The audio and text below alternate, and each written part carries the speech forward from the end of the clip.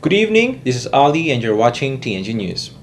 Hong Kong remains on track to receive its first batch of 1 million doses of COVID-19 vaccine BioNTech by the end of this month, and the inclusion will begin by early March.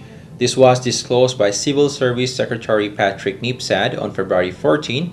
He said the government had already completed a trial run from storage and transportation to actual vaccination to ensure a safe and orderly kickoff. At least one community vaccination center will be set up in each of the 18 districts, with those having a bigger population likely to get more than one, NIP said. First on the priority list for the vaccine are residents and staff in care homes, followed by the other medical frontliner and senior age 60 and above, then those aged 16 to 59 with existing medical conditions. Meanwhile, health officials reported 12 new COVID-19 cases during the daily press briefing on February 14. The new case, consisting of 5 men and 7 women, brought to 10,789 the total coronavirus tally in Hong Kong since January 23 last year.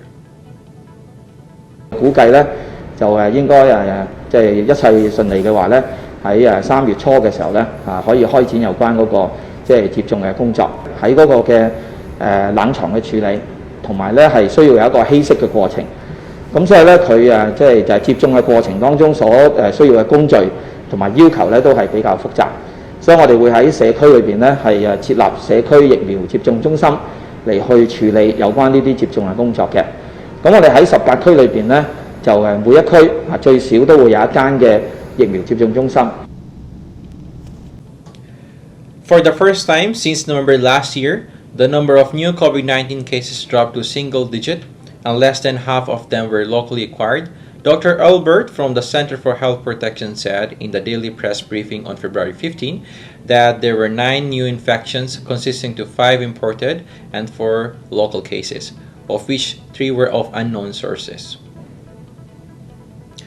Among the imported cases was a Filipino domestic worker who was found to have the more infection N501Y strain of the coronavirus first detected in Britain.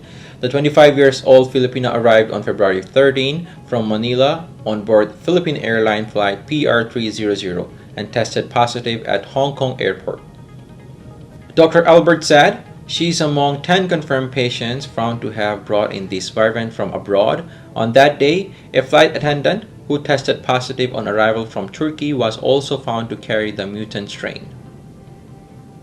CSP controller Dr. Ronald Lam acknowledged the significant drop in cases but warned against complacency, saying there could be infections that were not reported immediately because of the Lunar New Year holiday. He said that previously the number of cases had gone up to significantly after a long holiday.